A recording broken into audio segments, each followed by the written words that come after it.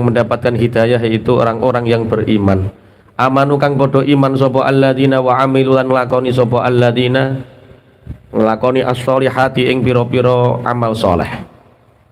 Tuba utawi kebahagiaan urip kepenak iku lahum tetep kedue alladzina amanu wa amilus sholihat wa husnu ma'abin lan bagus-baguse panggonan bali. Orang yang mendapatkan hidayah dan orang yang kembali kepada Allah yaitu orang yang beriman dan orang yang hatinya tenang karena zikir. Yang kedua, alladzina amanu wa amilus sholihat, orang yang beriman dan orang yang beramal soleh. Beramal soleh itu artinya melakukan kebaikan, banyak kebaikan. Tuba lahum wa husnu ma'ab, bagi orang yang beriman dan beramal soleh. Jadi menggabungkan antara iman dan amal soleh. Amal soleh itu perbuatan yang baik. Di samping dia meyakini, di samping dia punya keyakinan, punya iman, dia juga melakukan banyak kebaikan. Tuba lahum wa husnu ma'ab, bagi mereka kebahagiaan dan sebaik-baiknya tempat kembali. Jadi syarat bahagia itu, kalau saya biasanya mengatakan bahagia tanpa syarat, ternyata Al-Quran mensyaratkan bahagia itu dua. Satu, beriman, punya keyakinan. Dua, beramal soleh. Orang yang tidak punya keyakinan, tidak punya iman, hidupnya pasti galau. Orang yang kufur, orang yang ingkar terhadap kekuasaan Allah, bahwa di dunia ini ada sang pencipta namanya Allah, bahwa hidup kita itu dalam genggaman Allah.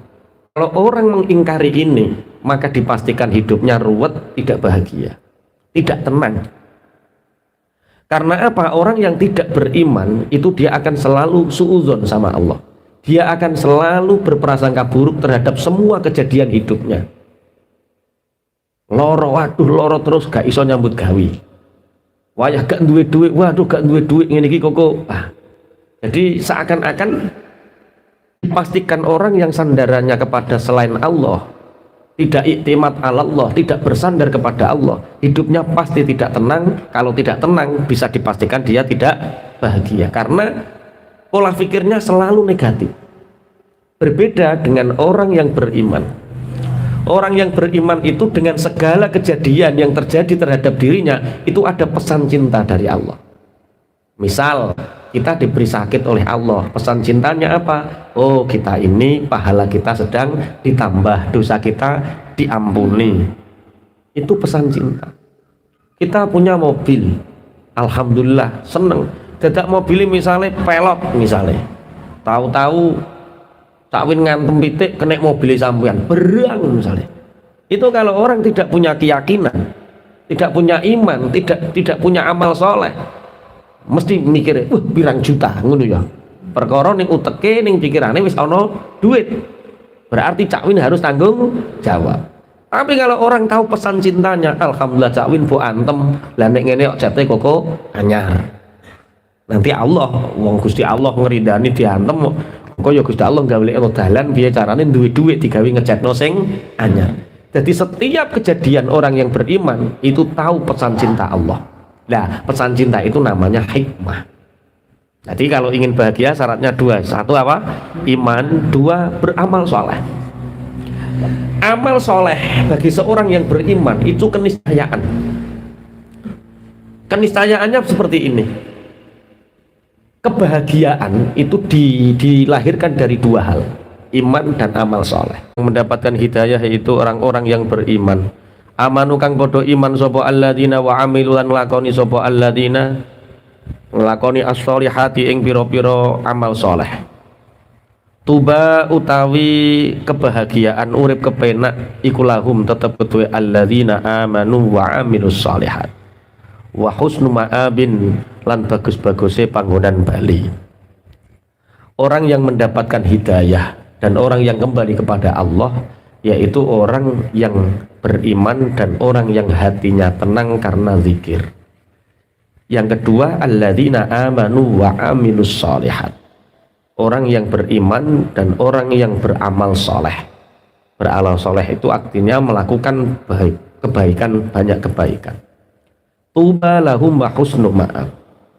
Bagi orang yang beriman dan beramal soleh, jadi menggabungkan antara iman dan amal soleh. Amal soleh itu perbuatan yang baik. Di samping dia meyakini, di samping dia punya keyakinan, punya iman, dia juga melakukan banyak kebaikan. Tuba lahum wa husnu ma'ab. Bagi mereka kebahagiaan dan sebaik-baiknya tempat kembali. Jadi syarat bahagia itu, kalau saya biasanya mengatakan bahagia tanpa syarat, ternyata Al-Quran mensyaratkan bahagia itu dua. Satu, beriman, punya keyakinan. Dua, beramal soleh. Orang yang tidak punya keyakinan, tidak punya iman, hidupnya pasti galau. Orang yang kufur, orang yang ingkar terhadap kekuasaan Allah, bahwa di dunia ini ada sang pencipta namanya Allah, bahwa hidup kita itu dalam genggaman Allah. Kalau orang mengingkari ini, maka dipastikan hidupnya ruwet, tidak bahagia, tidak tenang. Karena apa? Orang yang tidak beriman itu dia akan selalu suudzon sama Allah. Dia akan selalu berprasangka buruk terhadap semua kejadian hidupnya. Loro, waduh loro terus gak iso nyambut gawe. Wayah gak duwe duit, waduh gak duwe duit ngene iki kok. Jadi seakan-akan dipastikan orang yang sandarannya kepada selain Allah, tidak iktimat Allah, tidak bersandar kepada Allah, hidupnya pasti tidak tenang. Kalau tidak tenang, bisa dipastikan dia tidak bahagia, karena pola pikirnya selalu negatif. Berbeda dengan orang yang beriman. Orang yang beriman itu dengan segala kejadian yang terjadi terhadap dirinya itu ada pesan cinta dari Allah. Misal kita diberi sakit oleh Allah, pesan cintanya apa? Oh, kita ini pahala kita sedang ditambah, dosa kita diampuni. Itu pesan cinta. Kita punya mobil, alhamdulillah seneng. Dadak mobil misalnya pelok misalnya, tahu-tahu takwin ngantem pitik kena mobil sampean berang misalnya.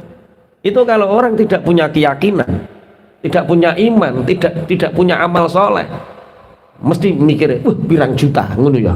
Perkara ning uteke ning pikirane wis ana duit. Berarti cakwin harus tanggung jawab. Tapi kalau orang tahu pesan cintanya, alhamdulillah cakwin bu antem, lah nek ngene kok jate koko anyar. Nanti Allah, wong Gusti Allah ngeridani diantem kok ya Gusti Allah gawe dalan piye carane duwe duit digawe ngecatno sing anyar. Jadi setiap kejadian orang yang beriman itu tahu pesan cinta Allah. Nah, pesan cinta itu namanya hikmah. Jadi kalau ingin bahagia syaratnya dua. Satu apa? Iman. Dua, beramal soleh. Amal soleh bagi seorang yang beriman itu keniscayaan. Keniscayaannya seperti ini. Kebahagiaan itu dilahirkan dari dua hal, iman dan amal soleh. Kalau amal soleh ini kurang, hanya keyakinan kita yang bertambah, maka ini belum cukup. Allah akan mengirimkan rasa futur. Ngerti futur? Apa? Galau. Jadi sampai misal tahu-tahu aku kok gak ngerti apa-apa ya, kok sumbek pikiran kok sumbek. Saya tidak tahu penyebabnya, padahal aku yo gak maksiat, aku yo gak ngelakoni dosa, tapi tahu-tahu pikiran sumbek. Oh, kalau Anda tahu-tahu pikiran sumbek berarti Anda belum berbuat baik. Maka saat itu langsung ambil bagian apa sing perlu dibantu. Ana wong susah apa sing bantu, sampean bantu, seketika Allah akan mengambil futurnya. Lah aku rasa neng apa-apa Pak Yai sumbek bendino lho, berarti awakmu ora tau amal soleh. Wong sumbek kok sampai bendino, itu berarti awakmu ora tau nglakoni amal soleh. Sing dipikir awake terus. Makanya gampang, sampeyan nek pengen sumbek siji, aja mikir wong liya, mikir awake terus. Sing sugih aku, sing duitku akeh aku, aja sampai ketemu wong kok nek utang aku, wis pokoke ngono terus sumbek gampang. Kok nek duit jaluk bojo ning KDS hus orang lumpuk kok. Wah, lah iku wis dijamin apa? Sumbek. Wis jamaah ngaji ati cek ning sing sumbek niku temen. Kalau kita berbicara dulu Nabi Musa, kenapa diutus Allah kepada Fir'aun? Padahal saat itu Mesir sedang dalam kejayaannya, dalam kejayaan peradabannya. bendungan terbaik saat itu, Sungai Nil dikelola, sehingga Fir'aun biasa takok, sing garai sungai milih sopo? Aku. Sing bangun sopo? Aku. Berarti sing nukulno tumbuh-tumbuhan sopo? Aku. Berarti kue sopo? Pangeran ngono. Jadi asal usulnya Fir'aun dituhankan karena memang saking membuat makmur gemah ripah roh jinawi ini Mesir. Makanya bersyukur kula jenengan duwe pimpinan rapat kaya Fir'aun, dadi ra ngarah nyembah tambah mbok kritik terus. Iku wis tambah mbok kritik terus wis ora ngarah mbok tuhankan, wis iku ya syukur tambah mbok kritik terus.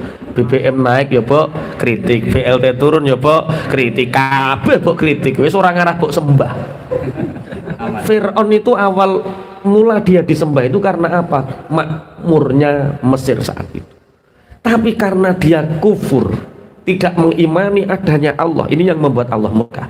Bukan karena Fir'aun tidak berbuat baik kepada rakyatnya. Fir'aun berbuat baik kepada rakyatnya. Fir'aun gak zalim terhadap orang-orang Kipti, tapi dia ingkar, tidak punya iman. Lah, orang yang tidak beriman itu hatinya akan dipenuhi dengan kegelisahan. Satu contoh, negara yang maju akhir ini, Jepang, Swedia, itu negara-negara yang ekonominya tinggi. Negara maju itu buruh, ciri khas negara maju itu gaji terendah buruh itu 8 juta. Di Jepang penggawean paling elek itu 8 juta. Yo paling elek cara kene yo sing paling buruh macul ngono iki 8 juta. Di sini berapa buruh macul? 80. saulan lah nek 80 sedina 80 ping 3 berarti piro? 2 juta petangah terus. Berarti makanya kita negara berkembang.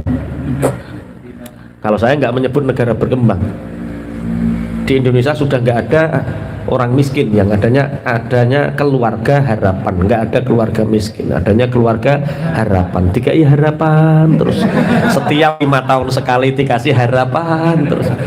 5 tahun kok nang ngerbar mundak DKI BLT lali mundake lali oyo-oyoan BLT, terus kami tuwa karo lurah dicelatu ngalor ngidul.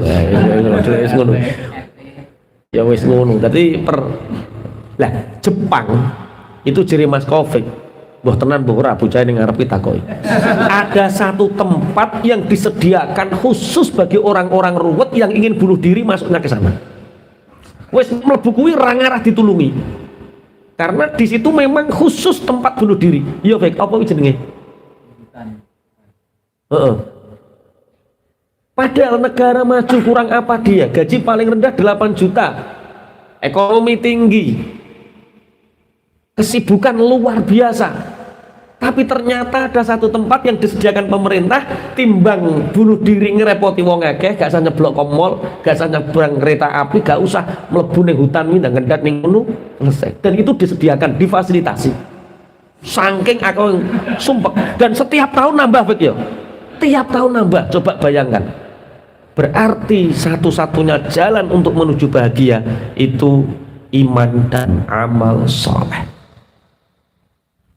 Di Swedia sama, sampean bisa browsing, sampean bisa cari, bisa tanya orang-orang Eropa. Swedia itu kayak apa negaranya? Maju, bersih, ekonominya tinggi, aman. Ora kaya ning kene. Akeh pendikari kok ning kene, kok aman piye lah. Wis aman sekali, aman. Tapi ternyata masalah yang dihadapi pemerintah Swedia bukan karena infrastruktur, bukan karena kekayaan yang miskin yang kurang, tapi kegelisahan yang dialami oleh rakyatnya. Akeh wong sumpah. Jadi pil koplo tambah naik, dokter psikologis tambah banter, obat-obat tenang nih cak luk laris. Jadi masalah mereka ternyata kegelisahan, sulit tersenyum. Dan saya Jumat ba'da asar, Jumat ketiga itu pemainnya majelis taklim, namanya mata baca majelis taklim abang tukang becak itu 200 berapa itu orangnya itu ngajinya gak meneng kalau sampai ini cemlewut dan guyu kemegel tukang becak loh. Tak takut iya dia utang ya kata mbak ya guyu gak kaprah. Oh ternyata orang beriman itu unik. Untuk bahagia tidak harus menunggu kaya. Untuk bahagia tidak menunggu fasilitas. Untuk bahagia tidak menunggu sesuatu itu urusannya selesai, tidak. Bahagia cukup raditu billahi robba wa bil islami dina wa bi muhammadin nabiyyau wa rasulah, selesai. Pokoknya pangeranku si Allah, nabiku Muhammad, agamaku Islam, baik-baik saja, enggak ada yang perlu dikhawatirkan. Ya lek kabare aman. Cek nyembah Gusti Allah aku. Cek nyembah Gusti Allah, aman. Ya, karena orang kafir itu akan membandingkan, aku akan sholat kalau hidupku sudah mapan, kalau hidupku sudah banyak uang tabungan saya mau sholat. Pokoknya nek uripku wis mapan, wis ayem, aku lagi sholat. Aku sedekah nek wis tabunganku 50 juta. Kok nek wis 50 juta aku harap sedekah wong utangku yo jek luwung. Jadi lah itu pemikiran-pemikiran orang-orang yang kufur atau ingkar kepada Allah. Justru dengan kamu sholat, hatimu tenang. Setelah hatimu tenang, pikiranmu jernih. Setelah pikiranmu jernih, rezekiku nempel terus. Makanya jere para yai, para ulama, uripmu itu tergantung sholatmu. Nek kue kepingin dandane urip, dandanono sholatmu. Sholatmu semakin apik di hadapan Allah, semakin baik di hadapan Allah, maka kehidupanmu akan semakin tertata dengan baik.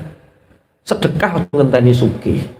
Sedekah iku ya biqadril iktifa awake. Duwe-duwe 10.000 sedekah 1.000 ya ora apa-apa. 50.000 sedekah 5.000 ya ora apa-apa. Biqadril iktifa. Jangan menunggu punya untuk sedekah, tapi sedekahlah, maka hidupmu akan berpunya.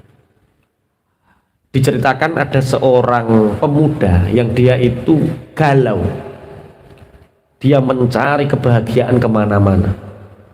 Dia melihat ada tukang kuliner buruh, kok ketoke guyu cekakaan, dia ikut buruh. Ternyata di sini juga sengsara, nggak bahagia. Terus orang kantoran enak ya, kerja di kantoran itu nanti buruh enak. Melu ning kantoran sumpek. Wong kok ditekan jam 7 mlebu, jam 3 lagi mulih. Wah, kemanapun dicari. Wah, sopir tayo cah karo cewek-cewek karo rondo-rondo. Misalnya dilakoni jadi sopir tayo, ternyata dicatoni karo mbok-mbok, ora kuat mental, baper deh Pak. Oh ternyata urip gak penak, ternyata baturan mbok-mbok, baturan nyawang tukang parkir, oh enak, buar dadak sing ngode parkiri ilang. Wah wis semua sudah dikerjakan. Sampailah dia merenung di pinggir sungai. Merenung di pinggir sungai. Cara wong wis meneng, gak laopo-laopo. Katok. Bertemu dengan seorang sepuh, bertanya, anak muda, kenapa engkau di sini? Kakek, aku kemana-mana mencari kebahagiaan, ternyata kebahagiaan itu tak kunjung juga aku dapatkan. Dari buruh kuli, awakku loro kabeh. Jadi kantoran jenuh dengan aktivitas yang sama tiap hari. Jadi tukang parkir montore hilang, dodolan HP dituduh penadah, wis wakeh. Kalau kamu ingin bahagia nak, iya kakek, turuti kata-kataku. Apa kakek? Itu ada kubu, anggaplah kubu itu kebahagiaan. Tangkap sebanyak-banyaknya kubu. Wah, akhirnya balayu nganggu tangan kosong, kubu dicekel gak kenek-kenek, nganggu jaring kenek telu ucul maneh. Ternyata setelah dia lelah, kubu pun nggak membuat dia bahagia. Apa kata kakek? Itulah kehidupan. Kalau kamu ingin bahagia, cukup pandang kubu itu, nikmati, biarkan dia mengisi alam semesta ini sesuai kudrahnya. Berarti bahagia itu bersumber dari ridho kita terhadap apa yang Allah berikan terhadap kita. Itu kuncinya, ridho terhadap Allah yang berikan kepada kita. Ada suami istri bertengkar, cerai, geger, perang. Setelah perang, suaminya mengatakan, aku menceraikanmu dan aku akan menjadikan hidupmu sengsara. Jadi sing lanang iki ngancam, aku menceraikanmu. Setelah aku menceraikanmu, aku akan membuat hidupmu sengsara. Apa kata istrinya? Kamu tak akan bisa membuat aku sengsara sebagaimana kamu tidak pernah bisa membuat aku bahagia. Nek gawe ayam aku ora iso, apa nek gawe sengsara? Karena yang punya hati ini adalah Allah. Yang menggenggam hati ini adalah Allah. Ketika hati ini bersandar kepada Allah dengan keadaan apapun, kondisi apapun, dijamin hatimu bahagia. Berarti intine kapan kita bahagia? Ketika kita punya iman. Iman itu iktimat Allah, bersandar total kepada Allah. Yang kedua, di samping kita bersandar total kepada Allah, wa amilus shalihat, kita banyak berbuat baik untuk orang lain maksudnya. Mulane wawan yang cerita, jenengan mau takbir teng pundi? Nek wong medhit dirasani gak dosa. Kula kan nate matur, saking eleke wong medhit niku buk rasane ora dosa. Teng kitab Ihya bab 14 tempat ngerasani tidak dosa.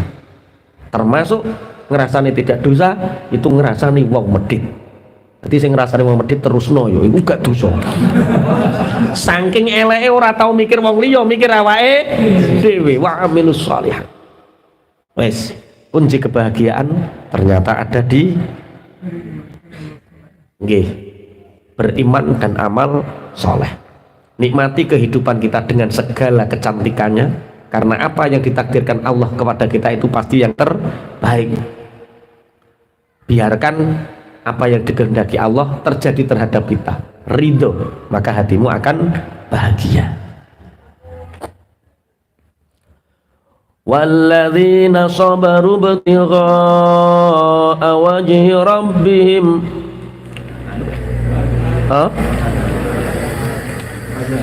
Oh kadzalika arsalnaka fi ummatin qad khalat min qabliha umamun litatlu alaihimul ladzi awhayna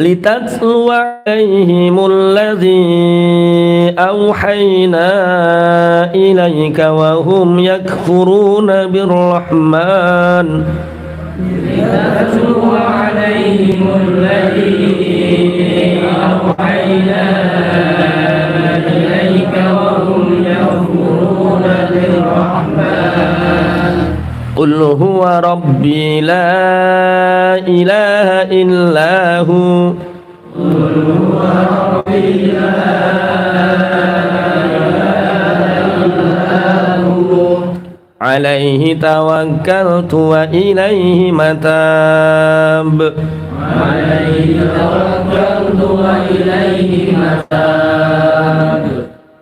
Kadzalika kaya oleh mengkono-mengkono ngutus ingsun, arsalna ngutus sapa ingsun ka ing sira Muhammad fi ummatin ing dalem umat qad kholat kang wis temen-temen kliwat mingkop liha ing dalem sadurunge umat sapa umamun pira-pira umat litatluwa supaya yen to macaaken sapa sira alaihi ing atase umat alladzi ing perkara auhayna kang paring wahyu sapa ingsun ilaika maring sira wa hum hale utawi umat iku yakfuruna padha ngufuri sapa umat birrahmani kelawan zat kang welas asih. Kul dawa sapa sira Muhammad huwa utawi Allah iku Rabbi pangeran ingsun. La ilaha ora ana pangeran kang hak den sembah iku maujud illa huwa kejaba Allah Ar-Rahman. Alaihi ing atase Allah tawakkaltu pasrah sapa ingsun. Wa ilaihi lan iku marang Allah matabi utawi bali ingsun. Masih menerangkan tentang ayat tentang iman dan amalus shalihat, iman dan amal soleh. Begitulah sebagaimana aku mengutus sebelum kamu utusan, aku mengutusmu Muhammad agar kamu membacakan ayat-ayat Al-Quran yang aku berikan wahyu kepadamu. Wahum yakfuruna birrahman, sedangkan mereka kufur terhadap Allah yang Rahman. Qul huwa rabbi la ilaha illahu, katakan Muhammad, Allah adalah Tuhanku. La ilaha illahu, tidak ada Tuhan selain Allah. Alaihi tawakkaltu, hanya kepada Allah aku berserah diri. Wa ilaihi matab, dan hanya kepada Allah tempat aku kembali. Jadi gandengane iman niku tawakal. Tawakal niku nopo? Tawakal niku pasrah ning gone Gusti Allah. Demeng iman niku iktimat Allah, senden ning Allah. Sakniki iman diwujudkan dengan tawakal. Dalam sebuah hadis, at-tawakkulu nisfuddin, tawakal pasrah iku dadi separone agama. Sekali lagi, tawakal itu harus bergandengan dengan amal soleh. Karena ketika tawakal ini tidak berhubungan, dita'alluqkan dengan amal soleh, nanti seakan-akan sama antara tawakal dengan putus asa. Dalam satu hadis, Rasulullah Muhammad SAW itu memberi gambaran orang tawakal itu orang yang tidak mau diruqyah. Sampai cek di Sahih Bukhari, orang yang tawakal dia tidak mau diruqyah, dia tidak mau dikai. Kai itu pengobatan dengan api. Dan dia tidak tatoyur. Tatoyur itu menggantungkan hidupnya dengan coro eneng masra krok sopo ape mati kai. Itu tatoyur. Tekek payu rabi, tekek ora, tekek rabi, tekek ora, tekek rabi. Oh ya payu rabi lah. Lah ngono ki jenenge tatoyur.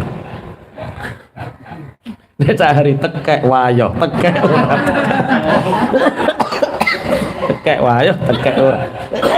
Lah ya wayo karo ora kok digantungno ning gone tekek. Lah iku jenenge apa? Tatoyur.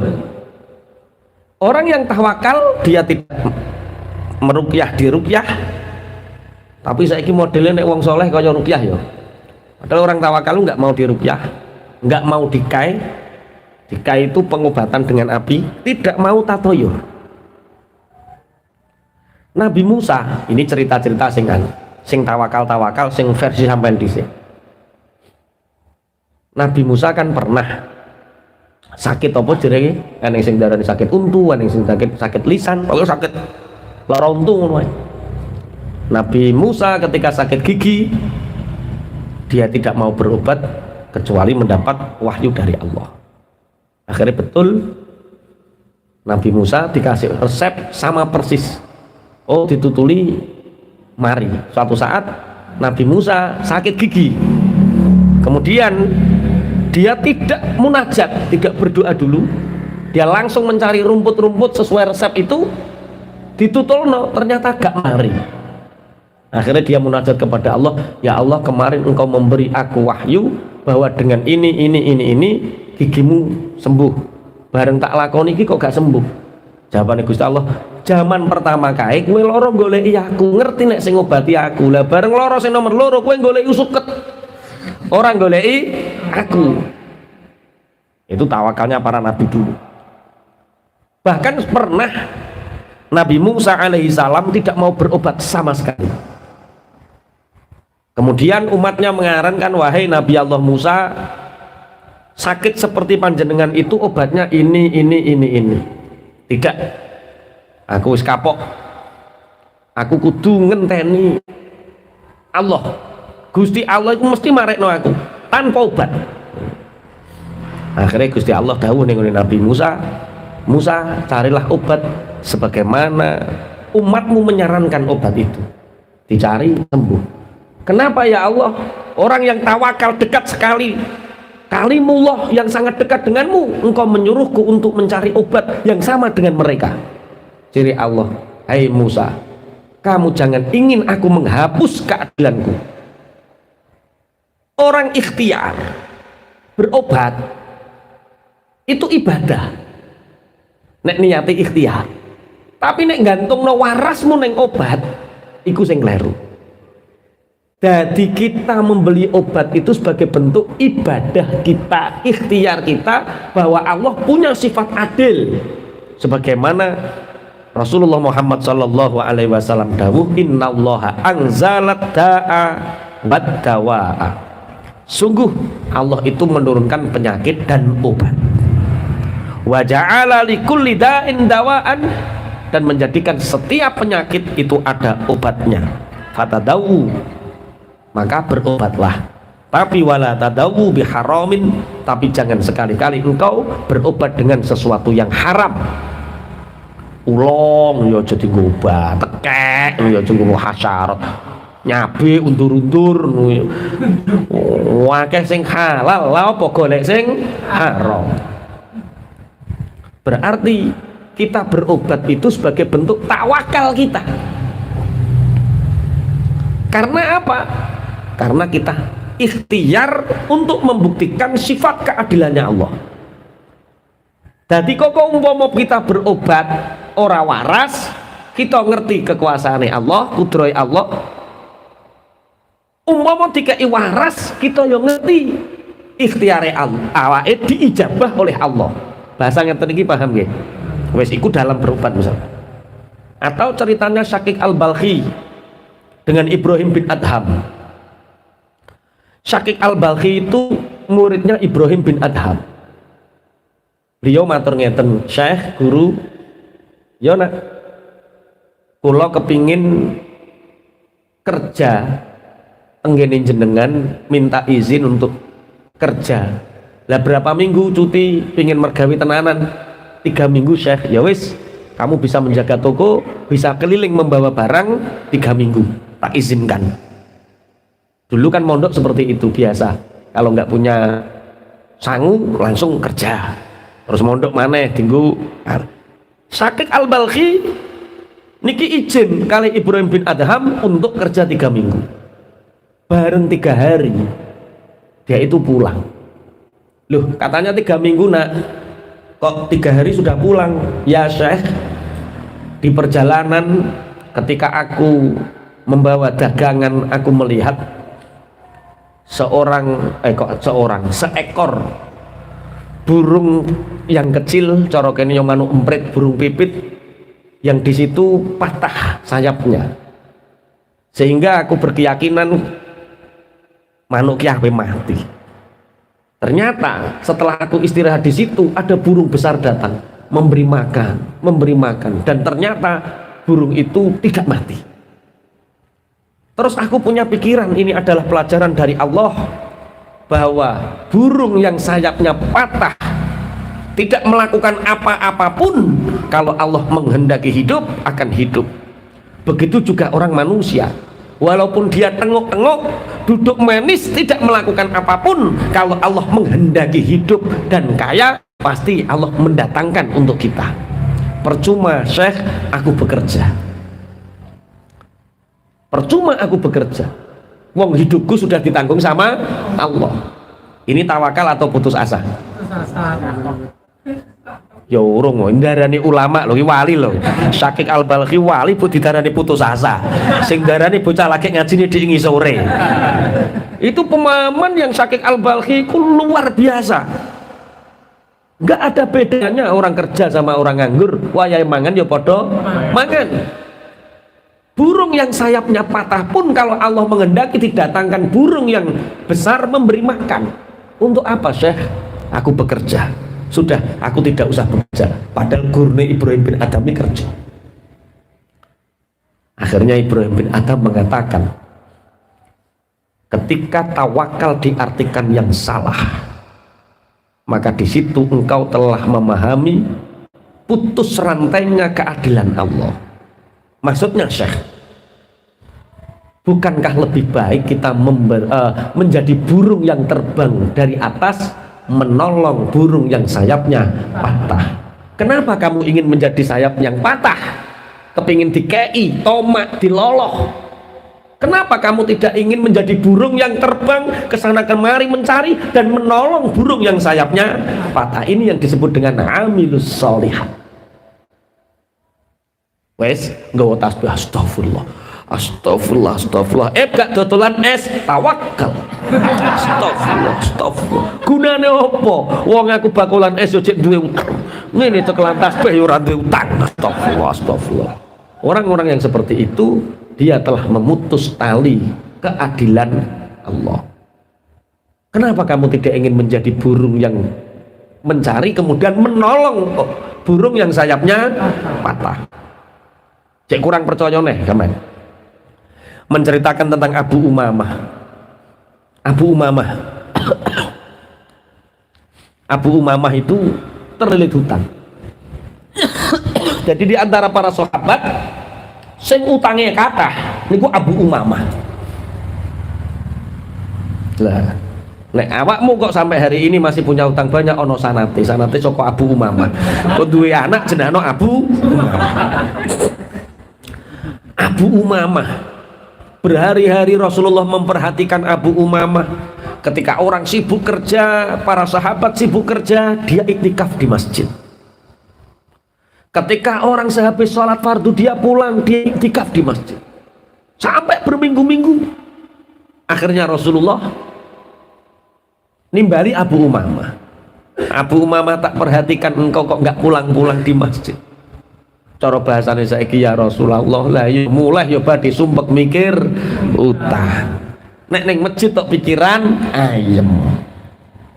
Akhirnya Rasulullah masyhur, kul ucapkan kalau kamu ingin hutangmu lunas, ucapkan Allahumma inni a'udzubika minal ajzi wal kasal. Ini sindiran yang sangat luar biasa. Ya Allah, aku berlindung kepadamu dari sifat ajz, dari sifat lemah, wal kasal, dan sifat malas. Artinya keluar dari sini, gagahlah, tegaklah. Masuk kamu banyak utang, gagahlah, koyo-koyo wong gak duwe utang. Nah, ini masalah mental. Selama orang yang punya hutang nek petuk wong cek ndiluk ora iso lunas. Tak jamin ra iso lunas.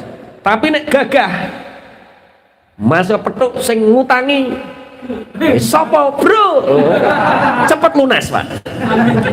Petuk debt kolektor ngopi bro lunas Pak. Aku berlindung dari, ya Allah aku berlindung kepadamu dari sifat lemah. Berarti yang dikuatkan pertama Rasulullah menguatkan mentalnya siapa? Abu Umamah. Wal kasal, males. Keluar kamu dari masjid, bekerjalah. Sakwise gagah, mentalnya siap, kerja. Agar apa? Agar dapat income. Setelah income bisa saving, bisa nabung. Setelah nabung bisa nambahi modal. Setelah bisa nambahi modal, penghasilannya semakin menggelembung. Kemudian gaya hidupnya simplicity, hidup semurah mungkin, lunas, piro-piro lah lunas. Jadi sing ra lunas iku ya wong sing males, petuk wong ora wani, ngaji ora gelem, kerja wedi. Nah itu ora iso lunas. Kok mau wenengi cek kurang piro terae kok. Kok mau wenengi cek kurang piro terae. Masyaallah, masyaallah. Allahumma inni a'udzubika minal ajzi wal kasal. Ternyata ini runtutan mental, perilaku. Setelah mental ndadani apa? Perilaku. Wa a'udzubika minal jubni, dan aku berlindung kepadamu ya Allah dari sifat takut. Perkara ternyata wong kebulet utang seperti ini. Saya berbicara Abu Umamah gak sampean. Ini Abu Umamah. Ini riwayat kenapa orang yang punya hutang karo kiai-kiai kayak iki lho, nek kepingin utangmu lunas maca donga Allahumma inni a'udzubika minal ajzi wal kasal wa a'udzubika minal jubni wal bukhl wa a'udzubika min ghalabati daini wa qahrir rijal. Iku riwayat ternyata karena memang saat itu ada seorang sahabat yang bernama Abu Umamah, dan Abu Umamah saat itu terlilit hutang. Satu yang dibenahi apa? Mental. Yang kedua perilaku. Mental yang asalnya ndiluk dadi ndangak kedot, sing asalnya males menjadi giat, juben yang asalnya takut menjadi berani. Wal bukhl, orang terlilit hutang itu biasanya malas sedekah. Ini dikritik sama Rasulullah. Aku berlindung kepadamu ya Allah dari sifat penakut dan pelit, karena termasuk setan gerogoti keimanan seorang mukmin itu dengan kepelitannya, dengan alasan wong duwe utang ku wajib nyauri utang.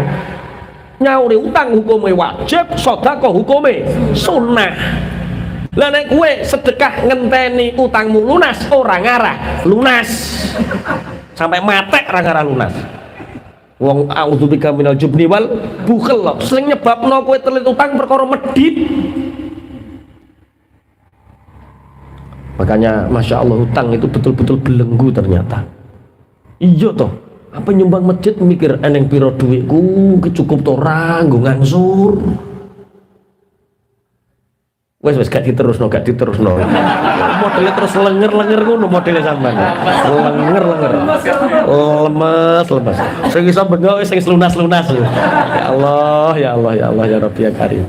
Pertama tadi apa? Mental harus kuat. Terus nomor loro, perilaku yang asalnya malas menjadi giat. Yang kedua, jangan punya rasa takut. Ojo wedi nek gak diutangi neh, ora utang iba tambah matur nuwun. Alhamdulillah gak diutangi, jadi gak iso utang. Jangan takut di blacklist, jangan takut dianggap apa, yang penting kamu nyaur lunas. Wal bukhli, pelit. Kalau punya hutang jangan pelit, tapi gemarlah membantu orang, gemarlah bersedekah. Wa a'udzubika min ghalabatid daini wa qahrir rijal, dan aku berlindung kepadamu ya Allah dari terlilit hutang dan dari paksaan orang-orang yang memaksa. Paksaan orang-orang yang memaksa saiki cara ngono kaya debt collector ngoten niku. Akhirnya Abu Umamah sadar, dia keluar dari masjid, dia mendapatkan doa dari Rasulullah, dia bekerja keras, hutangnya selesai. Wes ngerti ceritanya doa itu asalnya dari siapa? Abu Umamah ketika dia nggak pulang-pulang dari masjid. So, nek ana wong ning masjid gak mulai-mulai takoki utangmu piro le. Enggak, aku itikaf tok niku. Ora wis ana ceritane. Abu Umamah persis kaya sampean, gak mulai-mulai ning masjid. Abu Umamah. Satu bukti lagi. Jadi ternyata tawakal itu bukan kita bekerja kemudian menyerahkan kepada Allah, bukan. Tawakal itu gandengane amanu wa amilus sholihat, itu rangkaian awal, tengah, akhir, itu dibalut dengan tawakal. Kaya tawakale wong nandur pari. Ora kok ngencepno dhisik kuku panen ora karek Gusti Allah, gak. Tawakalnya mulai ngencepno iku wis iling Allah, nek sing iki sing gawe urip Allah. Jadi tawakal itu tidak berada di akhir, tapi tawakal itu ya di awal, di tengah, dan di akhir. Paham nggih maksudnya nggih? Pernah suatu saat Sayyidina Umar bin Khattab radhiyallahu anhu, Sayyidina Umar bin Khattab melampah. Di situ ada segerombolan orang di pinggir masjid. Cara kene jam 09.00 isuk. Jam 09.00 isuk, jam 8 isuk gerombol enak-enak. Ditanya saya Mas Sayyidina Umar bin Khattab, "Duh, kalian tidak bekerja?" "Ya Amirul Mukminin, kita ini orang-orang yang bertawakal, sehingga kami menyungkupkan apa yang ada pada diri kami, sehingga kami tidak perlu bekerja untuk kita menyembah, untuk kita beribadah kepada Allah. Jadi kami ini sekelompok orang-orang yang bertawakal." Umar bin Khattab langsung jabut pedang. Kalian ini yang menghancurkan Islam, kalian ini bukan orang-orang yang bertawakal, kalian ini pemalas dan pemutus asa, kalian ini orang-orang yang putus asa. Iki podo karo pitik manuk sing sengkleh manuk. Mestinya orang Islam itu punya prinsip tawakal itu seperti burung yang kesana kemari menolong burung yang sayapnya patah. Ketika pemahaman Islam didasarkan tawakal itu berserah diri, sarungan isu-isu nyekeli tasbih, wayahe wong ning sawah nyambut gawe de Allah. Itu bukan orang tawakal, itu putus asa. Wong katok yang nunggu. Terus bareng terus rodok dukun saithik. Ben mbah. Yang pengalaman. Biasanya ngaji anyaran kan ngono terusan. Terus macak tawakal terus ning omah nggo omben wis macak-macak dukun. Jadi tolong dalam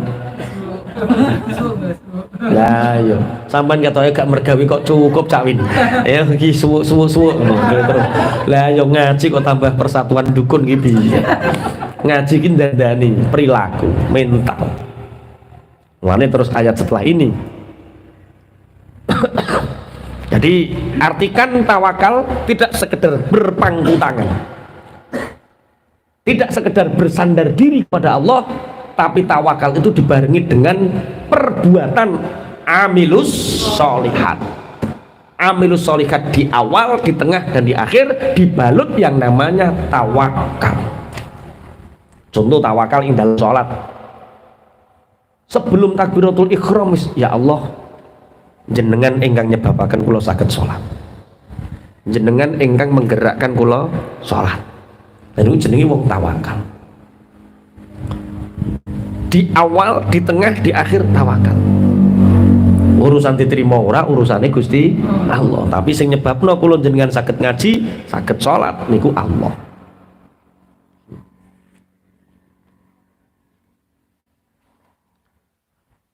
Qul huwa rabbi la ilaha illahu alaihi tawakkaltu wa ilaihi matab.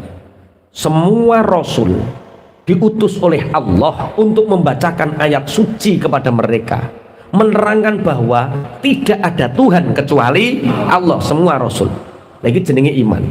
Setelah iman, qul huwa rabbil la ilaha illahu, dilatih tawakal, alaihi tawakkaltu wa ilaihi matab. Hanya kepada Allah kita berserah diri, hanya kepada Allah tempat kita kembali. Jadi cara pemahamane, cara ngulang wong-wong lagi iman kak urip mati sing gawe Allah, sugih melarat sing gawe Allah, kuning ireng sing gawe Allah, apik elek sing gawe Allah. Jadi Allah as-sani, yang membuat. Akhirnya terus kita sadar nek menungso gak duwe prestasi apa-apa gawe. Gusti Allah iku sing gawe langit, gawe bumi sebagaimana kemarin. Menungso ora melok gawe bumi, ora melok gawe langit, senengane ngrusak. Mulane ning ana perkumpulan pemercepat kiamat iku eneng. Iku sing duwe daftar ngusungi gunung-gunung dikeruki lho, dienggo nguruk lho. Kuwi pemersatu kiamat lho. Pemercepat kiamat. Aku tahu maca ning truk apa ke? Truk pemercepat kiamat. Perkara sing diusung iku lemah watu ngeruki gunung sing asale gunung sebagai penyeimbang akhirnya dadi leter. Lah nek gunung gak imbang ya iku jenenge nyepetno kiamat. Sopir truk ya cerdas, truke ditulisi truk pemercepat kiamat. Walah perkara ngusungi gunung. Jadi para rasul, para nabi diutus untuk membacakan ayat-ayat Allah, kemudian diajarkan tentang tawakal, kemudian diajarkan tentang kita akan kembali kepada Allah. Kita akan kembali kepada Allah, artinya ketika kita mati urusan kita belum selesai. Justru ketika kita mati ini awal kehidupan yang sebenarnya. Iki cara aku bayangno zaman biyen. Nek nerangno piye ya zaman biyen para nabi, para kiai. Tahu-tahu kita pangapunten SD kita sudah didoktrin nanti kita mati ada alam akhirat. Kita nggak pernah janggal akhirat iku piye. Tapi kiai-kiai kita Masya Allah sok cung wong mati ku balik ning gone Gusti Allah. Sok sing apik diwales apik, sing elek diwales elek. Zaman biyen nerango amalmu sok meneng kono iku disetel maneh. Ngono ki kan yo angel nek bayang. Saiki kan gak gampang saiki. Flash disk truk. Saiki awakmu ora ngencepno flash disk. Ngisi flash disk. Sok mati flash disknya dincepo ning kono. Diulang lagi. Alah kok jumlah ngono wong Facebook 6 tahun yang lalu muncul kok cian kok. Jadi sekarang mudah sekali menggambarkan, mengkiaskan alam akhirat itu sangat mudah.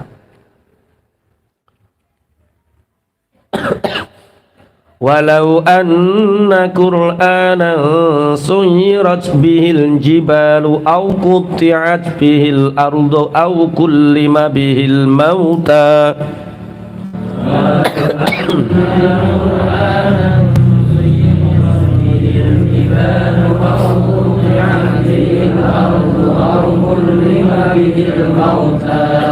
bal lillahil amru jami'a afalam yay'asil ladzina amanu allau yasha'ullahu lahadan nasa jami'a afalam yay'asil ladzina amanu allau yasha'ullahu lahadan nasa jami'a ولا يزال الذين كفروا تصيبهم بما صنعوا قارعة أو تحل قريبا ولا يزال الذين كفروا تصيبهم بما صنعوا أو تحل قريبا من دارهم حتى يأتي وعد الله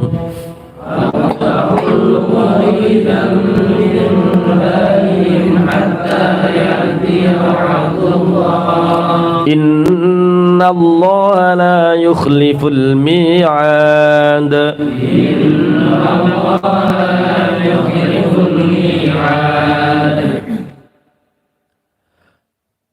walaqad istuhzi'a birusulin min qablika fa amlaytu lilladzina kafaru thumma aqantuhum walaqad istuhzi'a birusulin min qablika fa amlaytu lilladzina kafaru thumma aqantuhum fakaifa kana iqab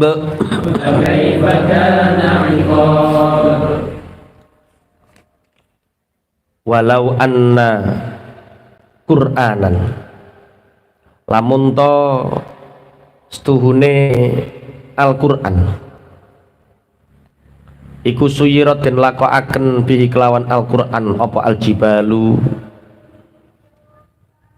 pira-pira gunung au kutiat uta den tugel bihi kelawan Al-Qur'an apa al-ardu bumi au kullima utawa den gunemi bihi kelawan Al-Qur'an sapa al-mauta pira-pira wong mati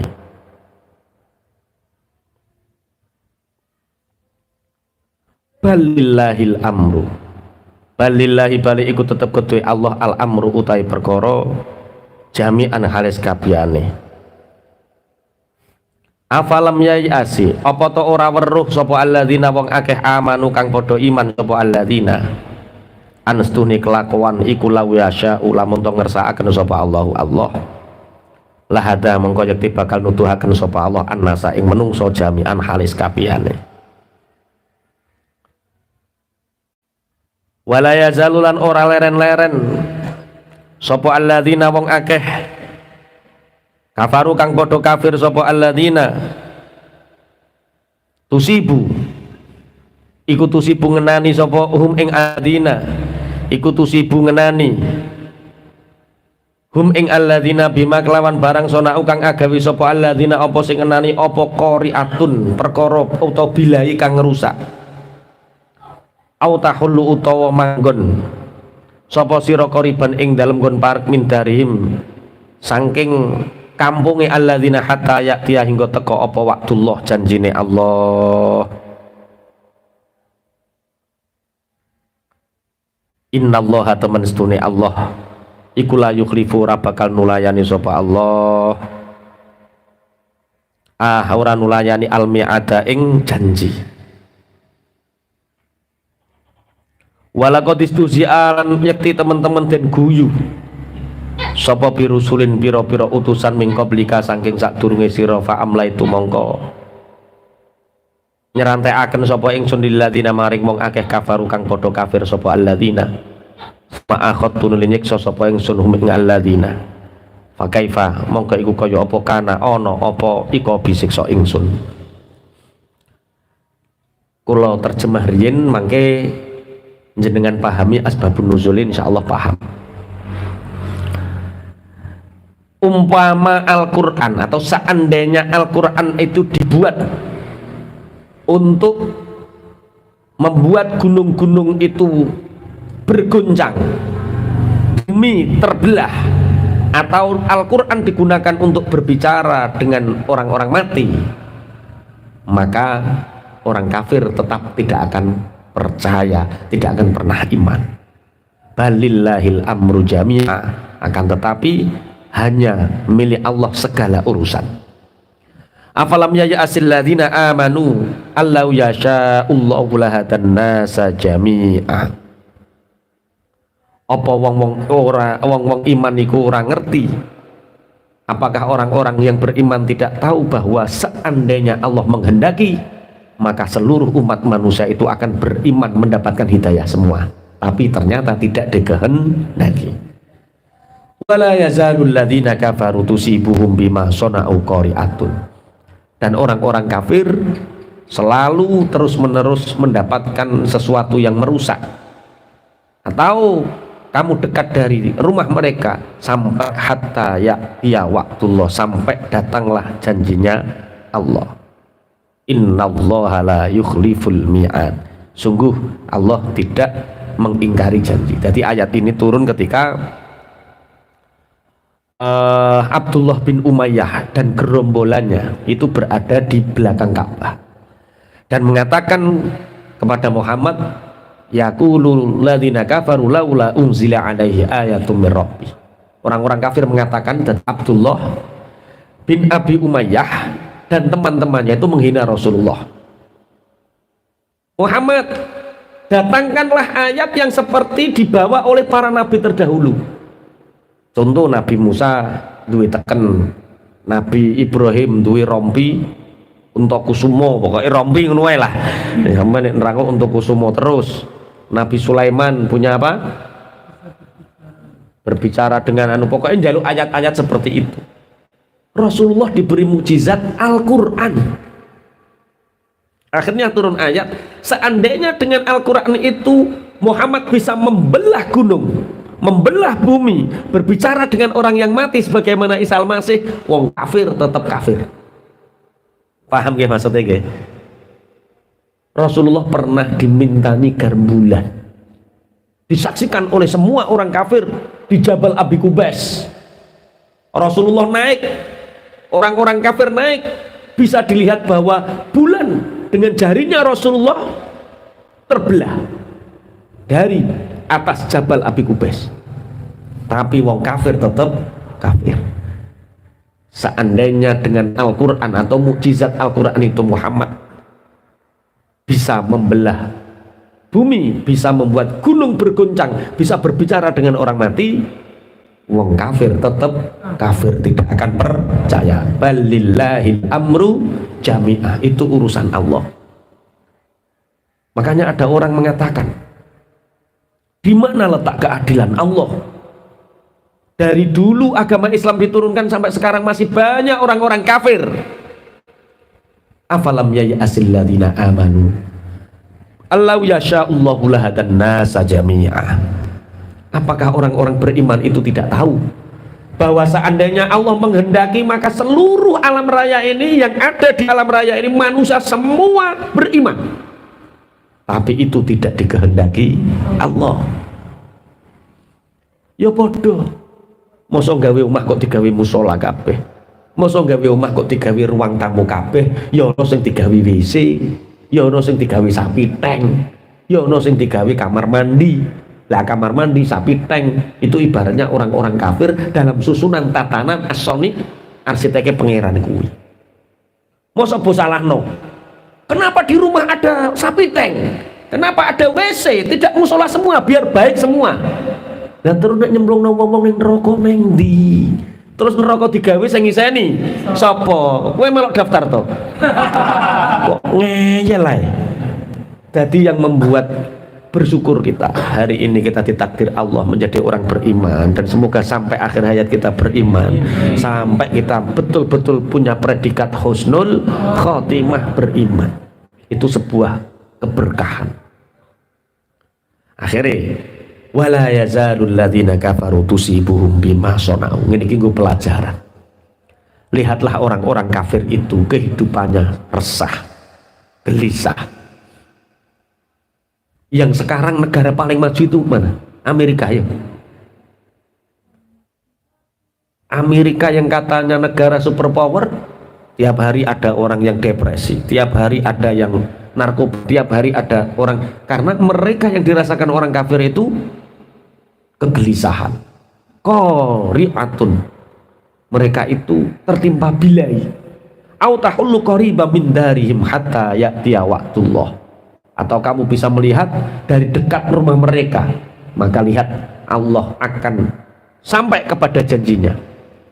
Dan Allah tidak akan pernah mengingkari janji. Kapan? Di waktu kematiannya. Makanya setelah ayat ini nanti Allah menerangkan tentang 12 kaum yang dibinasakan oleh Allah. Karena setelah 12 kaum ini tidak ada kaum yang dibinasakan. Era Nabi Ibrahim ke sini itu tidak ada kaum yang dibinasakan. Jadi kaum-kaum yang dibinasakan itu kaum periode Nabi Musa aja dibinasakan eneng ashabus anu. Jadi padahal Ibrahim bapaknya Musa. Jadi ada kaum-kaum yang di Nabi Musa dengan generasi Ibrahim jauh lah. Di si Ibrahim niku punya anak Ishak, Ishak punya anak Yakub lah. Yakub ini yang meneruskan Bani Israel. Jadi nanti dihancurkan. Ada 12 umat yang dihanguskan, yang dihancurkan. Nanti setelah ayat ini.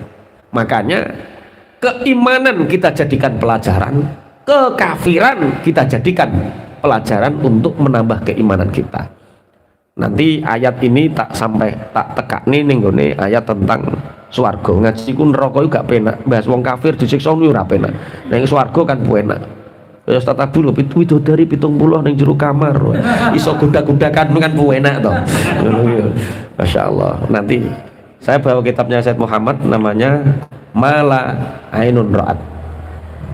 Sesuatu yang mata tidak pernah melihat, yaitu tentang bercerita tentang surga yang berkaitan dengan ayat setelahnya. Walaqad istuhzi'a birusul min qablika fa amlaitu lil ladzina kafaru summa akhadtuhum fa kaifa kana iqab. Sungguh mereka telah mengolok-olok Rasul sebelummu Muhammad. Ayat ini namanya ayat tasliyah. Tasliyah itu kanggo nguatno Kanjeng Nabi, ngayem Kanjeng Nabi. Bahwa yang dihina tidak hanya kamu Muhammad, yang disakiti tidak hanya kamu Muhammad. Rasul-rasul sebelummu pun dikejar, disakiti, dihantemi waktu. Makanya ketika kita membahas tentang Nabi Nuh dulu, Masya Allah, Nabi Nuh dihantemi waktu sampai semaput, tanginnya dihantemi sampai semaput. Sama Muhammad, dulu para nabi, para rasul sebelummu mengalami hal yang sama denganmu. Fa amlaitu lilladzina kafaru summa akhadtuhum, maka aku menunggu kapan waktunya datang siksa untuk orang-orang kafir. Summa akhadtuhum, maka aku akan menyiksana. Fa kaifa kana iqab, maka lihatlah bagaimana mereka akan aku siksa. Jadi dibinasakan nanti. Afaman huwa qaimun ala kulli nafsin bima kasabat, afaman huwa qaimun ala kulli nafsin bima kasabat wa ja'alu lillahi syuraka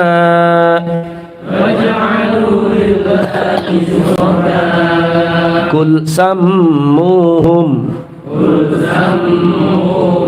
am tunabbi'unahu bima la ya'lamu fil ardi am bi zahirim minal qawl am tunabbi'unahu bima la ya'lamu fil ardi am bi zahirim minal qawl bal zuyyina lilladzina kafaru makruhum wa suddu 'anis sabil bal zuyyina lilladzina kafaru makruhum wa suddu 'anis sabil wa man yudlilillahu fama lahu min had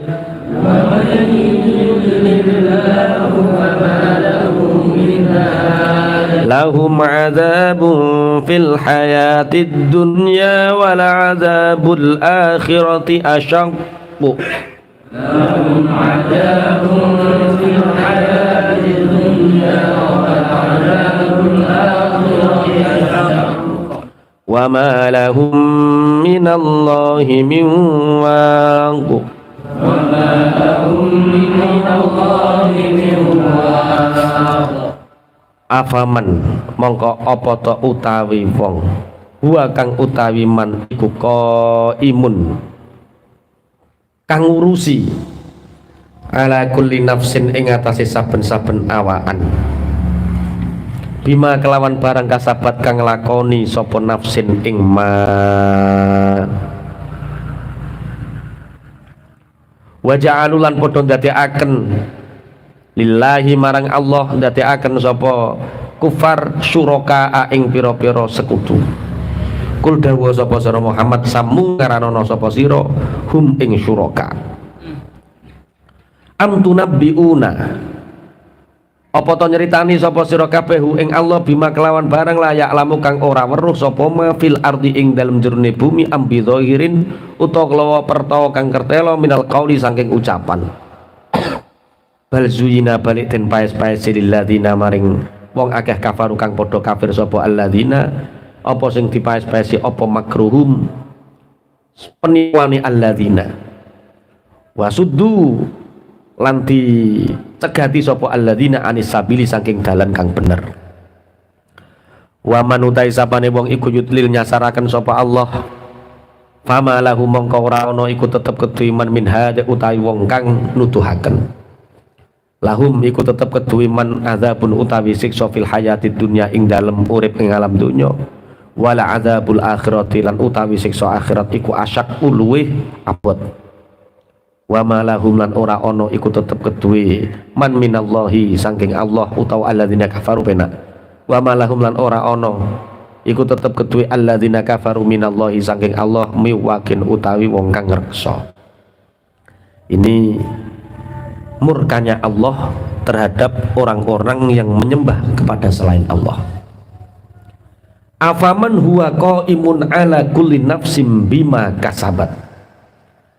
Apakah Tuhan yang senantiasa ngurusi awakmu, memberi tempat untukmu, memberi makan untukmu, yang mengatur setiap dari masing-masing nyawa di dunia, semua yang ngurusi Allah?